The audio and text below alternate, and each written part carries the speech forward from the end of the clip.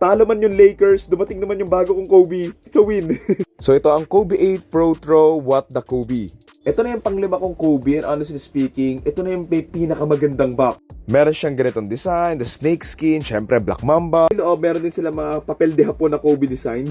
So ayan, pag-usapan na natin yung sapatos na gustong gusto ko yung colorway nito. Meron pa siyang kasamang iba pang laces, so ayoko siyang ikabit kasi i-display ko lang din naman to eh. Kaya siguro What the Kobe kasi mapapasabi ko talaga lang, what the hell yung design? Medyo naaalala ko dito yung Kobe Venice Beach, pero ayun. So kapansin-pansin nga na meron siyang magkaibang design sa left and right shoe. Meron din siya nakasulat dito na Kobe, Kobe, Kobe. And sa kabila meron siyang KB24. So ang ganda ng design niya. I think pag nilapitan mo, meron din siyang mga snake skin. And ito yung sa kabila. Maganda din yung kulay niya na parang magi-stand out kapag ginamit mo talaga sa court. Pero ayun, hindi na kasi ako naglalaro ng basketball, so pang display na lang din talaga to. So yung tang din pala niya, para lang din sa may Venice Beach and mas aganda yung design nito. Ito yung sa left and ito yung sa right. So ayun, maswerte ako nakaabot ako sa Nike Sneakers website and meron pa akong isa pang padating, so i-review ko rin yon. Pero ayun, I'm so happy may bago akong Kobe. Hindi ka naman Kobe fan eh.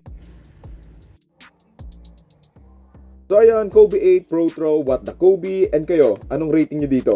Thank you.